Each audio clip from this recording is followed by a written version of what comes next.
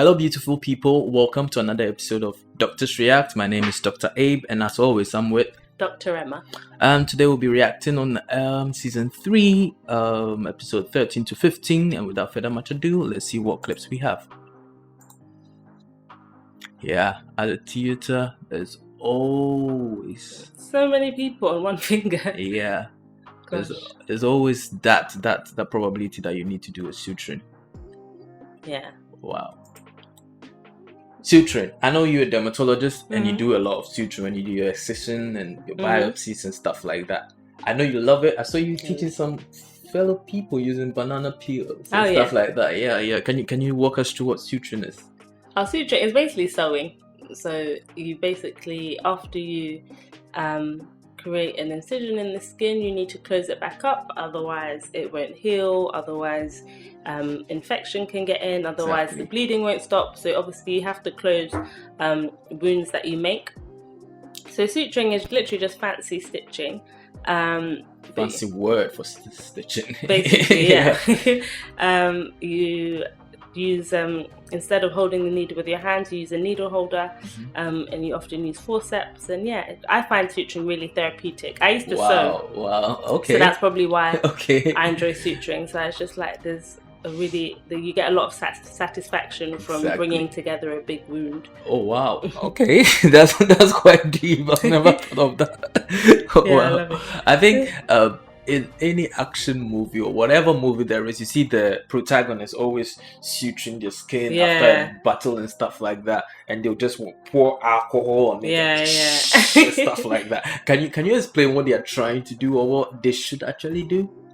Well, I mean, yeah, like sometimes you see like a bullet. Someone will just like pick a bullet out of their leg and then just close it up. And it's like, okay. I don't even know how they can see what they're doing because it would be bleeding a lot. Plus, even the bullet will not be intact to probably have so many fragments everywhere. Fragments all over the place. So those are the lies that Hollywood tells us. But what are they trying to do when they? Yeah, they're just trying to close the wound because they know that, like I mentioned, if you don't close it, it's going to bleed forever. If you don't close it, like dangerous bugs are going to get inside and you can get really terrible infections. Exactly. So they're just trying to minimize the risk of that. I mean, it is possible. I'm not saying it's impossible, but the problem is a bullet wound is going to be very deep. So really, you would need to do some deep sutures and then some sutures on top.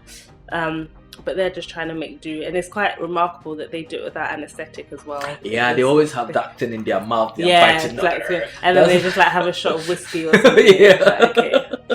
All right, mate. Good luck with that. So I don't know. So colonial. I think at a point in time when medicine did not have any anesthetic, they used to put stuff in people's mouth to bite on. Yeah. So in the UK, the old surgeons used to be barbers. That's why even now we call surgeons Mister. So when you graduate from medical school, of course you're a doctor, and then when you finish all your surgical exams, you then go back to Mr. So you may have heard of doctors who refer to themselves as Mr. or Miss, Jones or Smith or whatever. And that's just because of the tradition that in the UK, a lot of the surgeons back in the day were barbers, probably because they're people that knew how to use sharp instruments. So I think back in the day, they probably did used to just get people a bit drunk and then hold them down to perform the surgery before some clever person invented anesthetic. Wow. Thank God for that person. I would have expected the butchers to actually be surgeons since they need to look. I don't know. Maybe the butchers, they're not, their kind of cutting isn't very precise. I think I'd probably prefer a barber to a butcher, if I'm honest. Wow, interesting. Okay, that's something new for me to learn. All right, let's see what our next clip brings us. Okay, what's with the child? She's cute. Oh. Okay. Check her pulse, nothing in there. Starting CPR. Wow. Oh, Baba. Wow. I know it looks like a heart attack, and you rarely see it in children, do you?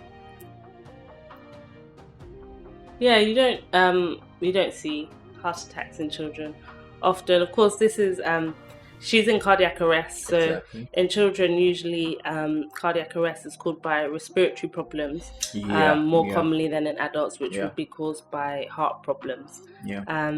So yeah, it's sad. I never enjoyed pediatrics because I don't like seeing kids sick. I don't. Yeah, it's quite depressing. Yeah. So the only opportunity I had to do pediatrics was when I was working in A&E, and basically all my pediatric shifts I tried to swap out of them. I just don't like.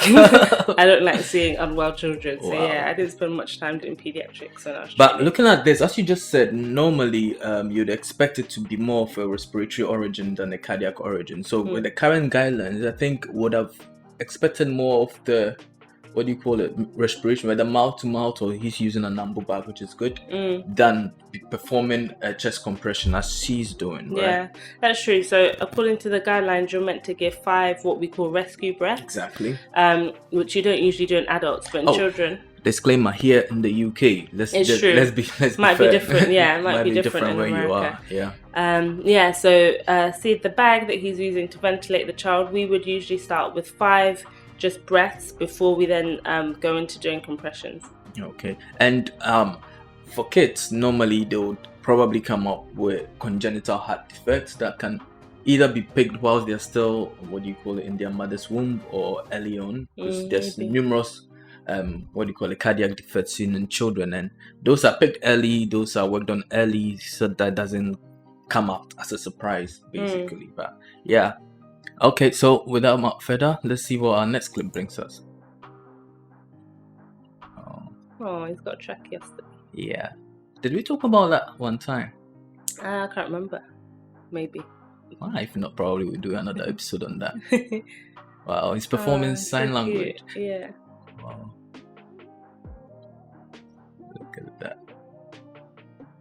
And by the way, do you know how to do sign language? I don't, and when I was at university, there was a sign language society who used to give free lessons for the students to learn, but I actually never went, and it would be something really useful to have, because we have quite a few patients that come in that can only speak sign language, and sometimes we need to hire a sign language interpreter to allow us to see them. Yeah, working in London especially, you get to meet people from all parts of the world. So you get to meet people with different languages. How do you deal with it? I know sometimes you need to call the interpreter and stuff like that, but in an emergency, what would you do? Yeah, it's really, really difficult. So if they're coming into clinic, usually the patient will come with someone that can translate, which is helpful. It's not ideal. You don't want to use family members to translate, because you can't be confident that the family member is telling them exactly what you mean. But often people come with family members, or if we know in advance, when we usually ask patients to tell us, so that if we know in advance, we can also hire an interpreter to meet the patient at the hospital, so that they can, and that's a medically trained interpreter who knows how to translate all the terms correctly, especially medical terms and stuff like that. Exactly, because that's the kind of things that some of your often people won't know how to translate medical terms into other languages. So that is the ideal, to have a medically trained interpreter. But let's say if they're coming into the emergency department, it's an emergency, there's no interpreter, it's really difficult. I can imagine, man. Yeah, so usually, and like you said, I work in London, there's so many different types of people, so many different ethnicities. So what we'll often try and do is just ask around the department, is there anyone that's working with us that we know is medically trained that can speak that language? So if that's the case, that's always really helpful. And then if not, we just sort of try and make do. Can we write things on paper? It's really, when someone can't understand you, it's really tempting to just speak louder. So then you end up like shouting at the patient, and then you realize just because I'm shouting doesn't mean that they can understand me. And then you speak louder and slowly. And you speak Can't slow. You hear me? Literally, and the guy's looking at you like what are you? What's going? Like, I'm sick, and you're just shouting at me. What's your problem? So it's always quite a difficult situation to deal with. We also have something called language line. Very good. Which is where you basically call the line, and then someone at the end of the phone says, what language do you need? And you say, I need, Russian. And then they put someone on the line that can speak Russian. But I honestly hate using language line as well, because you then have to pass the phone back and forth between you and the patient, and it takes twice as long, and it's really difficult to it's just really hard to have a conversation in that way. But again, it's better than nothing, and it is a good easy way to get someone to interpret if you didn't know in advance and haven't booked an interpreter. Final question, would you like to learn a language, and if so, which language? probably Chinese. No, wait. I mean, in relation to your work, do you meet so many Chinese at work? Oh no, I don't. I just want to learn Cantonese. Oh, Cantonese! Wow. At work, probably because it's Southwest London, we have a lot of Tamil people or Hindi. Obviously, I speak Tree. So there was one day in ITU when we had a woman that only speaks Tree. So then everyone was like, "Oh, Emma, I need you to go and speak to the woman." So then you're like popular for the day because everyone needs you to see that patient, and you're like, "Ha! Look at me contributing to the team." Probably the languages we struggle with the most are things probably like Hindi, Tamil, or even Polish. Actually, we have a lot of Polish patients, but usually there'll be someone in the department that can speak Polish. That helps us out. Thank you so much, Dr. Emma. As always, it's lovely having you join me react to some of these episodes and also have your insights. As always, I'll leave her details up. You can follow her on Instagram and watch what she does. My name is Dr. Abe. And it's Dr. Emma. See you in our next episode. Bye.